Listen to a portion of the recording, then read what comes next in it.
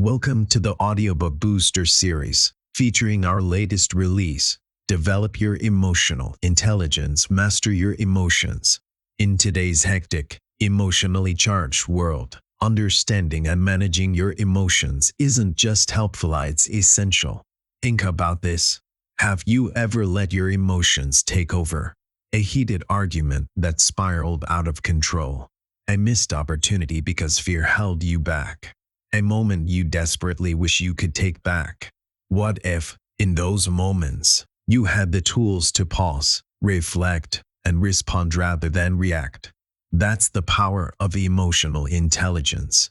Unlike your IQ, which remains relatively stable throughout life, emotional intelligence is a skill you can build, refine, and master over time. It's what helps you stay calm in the midst of chaos, connect more deeply with the people around you, lead with empathy, clarity, and purpose. In this audiobook, we'll explore the 5 foundational pillars of emotional intelligence. Self-awareness, recognizing your emotions as they happen. Self-regulation, managing your emotional responses in healthy ways. Motivation, channeling emotions to pursue your goals. Empathy, understanding and relating to others' emotions. Social skills, navigating relationships with confidence and care. These aren't just nice to have soft skills, they're essential tools for success. Studies show that 90% of top performers in the workplace have high emotional intelligence. Why? Because emotional intelligence fuels better communication, stronger leadership, and deeper human connection.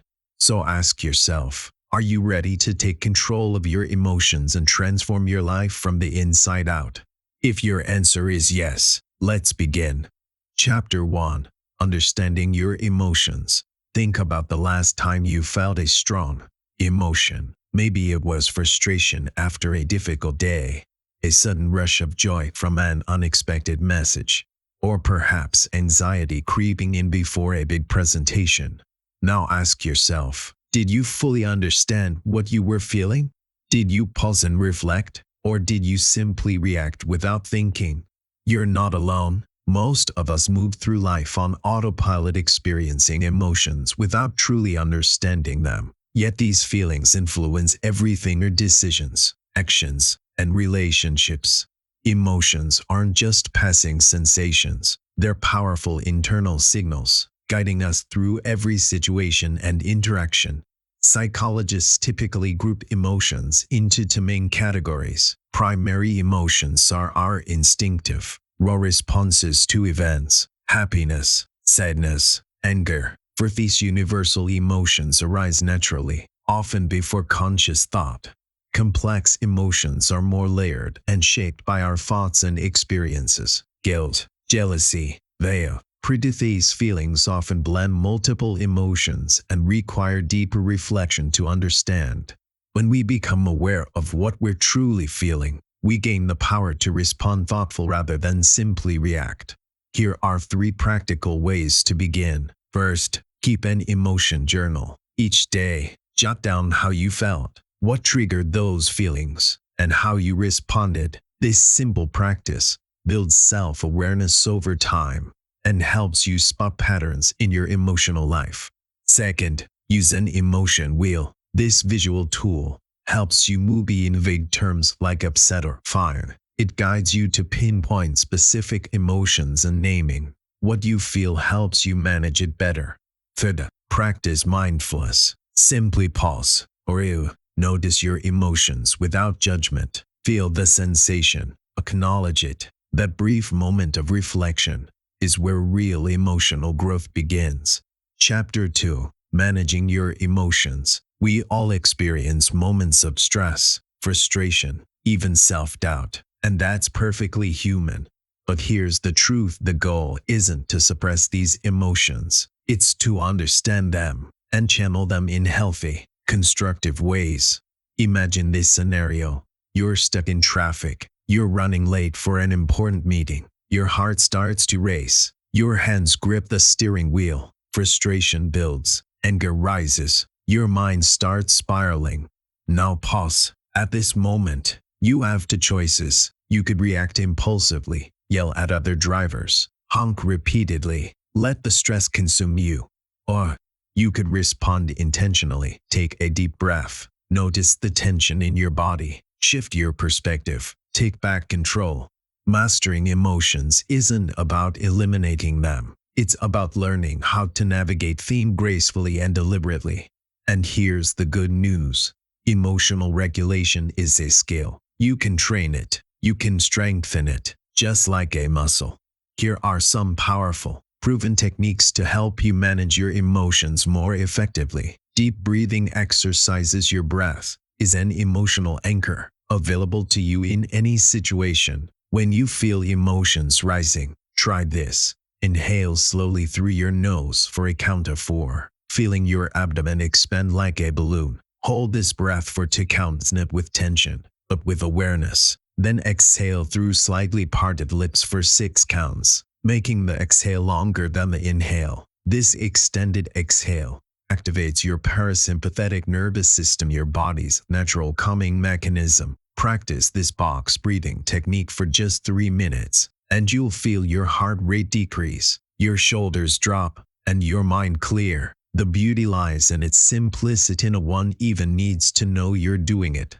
During that challenging meeting or conversation, cognitive reframing. Your emotions don't come directly from events, they come from the stories tell yourself about those events. When caught in traffic, your first thought might be, "This is a disaster. My whole schedule is ruined." Notice how your body tenses with that interpretation. Now, try shifting to, "This delay gives me unexpected space to prepare my thoughts," or even, "I needed this forced pause in my day." The circumstances haven't changed, but your experience transforms completely. This isn't positive thinking, it's flexible thinking. Start by catching your automatic thoughts throughout the day. Ask yourself, is there another way to see this situation? What would I tell a friend facing this same challenge? With practice, you'll develop the ability to pivot your perspective before emotions escalate. Progressive muscle relaxation. Your body holds emotions as physical tension, creating a cycle where mental stress creates physical tension, which creates more mental stress. Break this cycle by deliberately tensing and releasing each muscle group sequentially. Start with your feet. Curl your toes tightly for 5 seconds, then release completely. Notice the contrast between tension and relaxation. Work your way upward. Calves, thighs, abdomen, hands, arms, shoulders, neck, and face. Each release sends signals of safety to your brain, unwinding the physiological components of stress. Practice this technique nightly to learn what true relaxation feels like, making it easier to access this state during emotionally charged moments. Remember, building emotional resilience works like physical training. Consistency matters more than intensity. These techniques aren't just coping mechanisms, they're skills that strengthen the neural pathways, connecting your thinking brain with your emotional centers. With daily practice, you'll develop emotional fitness that allows you to face challenges with greater flexibility and composure. The remarkable transformation happens when emotional regulation becomes less about controlling feelings and more about channeling their energy productively. You won't just feel better, you'll respond better, and that changes everything. Chapter 3. Building Stronger Relationships. What's the real foundation of meaningful relationships? It's not charm. It's not perfect communication. It's empathy.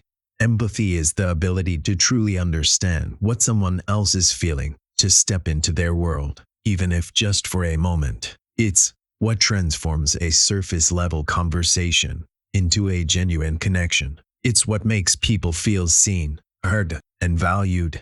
Think about the last time you felt deeply understood. Someone didn't just hear your words, they felt your emotions. They responded with genuine care. That's emotional intelligence in action. And here's the good news. You can bring that same quality into all your relationships, both personal and professional. Here's how to start building stronger connections using emotional intelligence. Active listening. When someone speaks, don't just wait for your turn to talk. Be fully present. Listen not just to their words, but their tone, body language, and emotions. Show them they have your complete attention. Emotional attunement. If someone's excited, share in their enthusiasm. If they're going through something difficult, acknowledge their feelings with sincerity. This emotional resonance builds trust and deepens bonds.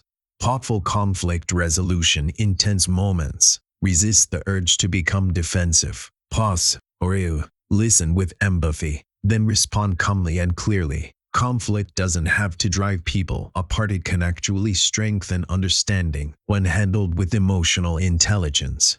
Now, let's talk about the workplace. In today's fast-paced environment, emotional intelligence isn't optional, it's essential. Research consistently shows that leaders with high EQ are significantly more likely to inspire their teams, foster engagement, and retain valuable talent. They handle pressure with grace. They communicate with clarity. They lead with genuine empathy. And by doing so, they create healthier, more productive work environments. Chapter 4. Developing your emotional intelligence. Here's the encouraging truth. Emotional intelligence isn't something you either have or don't have. It's a skill, a mindset, and like any skill, you can develop it with practice, intention, and patience. You don't need to fundamentally change who you are. You simply need to become more aware of how you feel, how you respond, and how you connect with others. So, how do you begin this journey?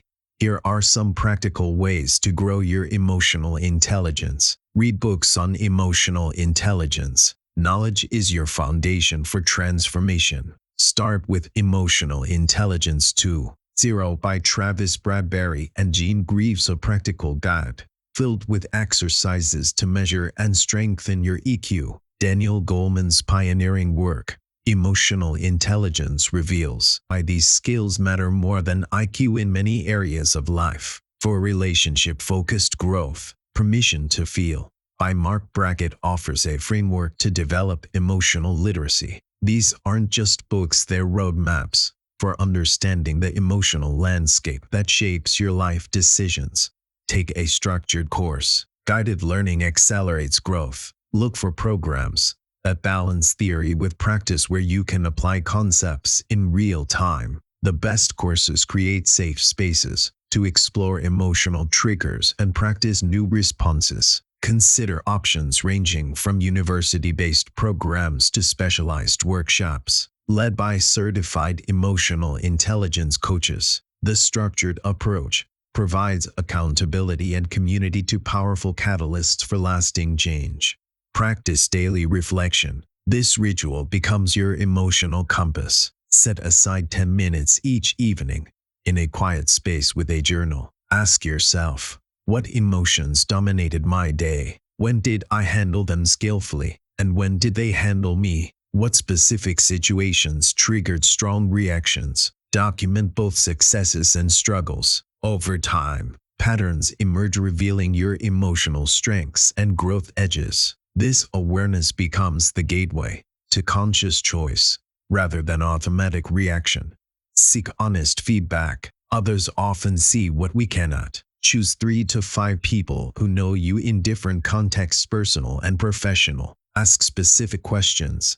How do I come across when stressed? Do I listen well? How do I handle disagreement? Receive their insights without defensiveness, treating each observation as valuable data rather than criticism. This external perspective helps calibrate your self-perception and illuminates blind spots that limit your effectiveness. Commit to consistent practice. Growth happens in moments of challenge. Each difficult conversation becomes an opportunity to practice patience. Every conflict offers a chance to develop empathy. Daily frustrations test your ability to pause before reacting. Approach these moments with curiosity rather than judgment. Track your progress in small wins. Heated email you didn't send. The complaint you transformed into a request. The moment you chose understanding over being right. These micro decisions gradually rewire your emotional responses, building new neural pathways that make emotional intelligence your default setting rather than a conscious effort. And remember, developing emotional intelligence isn't about achieving perfection. It's about becoming more present, more self-aware, more authentically human. Conclusion: your journey to mastering emotions. Here's my invitation to you. From this moment forward, commit. Commit to understanding your emotions. Commit to managing them with intention. Commit to becoming more aware, more compassionate, more connected. Because here's the truth: emotional intelligence isn't just about personal growth. It's about how you show up in the world. It's how you communicate, lead, love, and live. When you master your emotions, you don't just feel better, you become better. You become a more effective leader, a more present partner, a more resilient, grounded, and fulfilled human being. And that transformation ripples outward, affecting everything and everyone around you. So, take a deep breath, let it out slowly, feel that moment of clarity. That's where it all begins. This is your journey, your growth, your potential. Is emotional intelligence. Now go live it.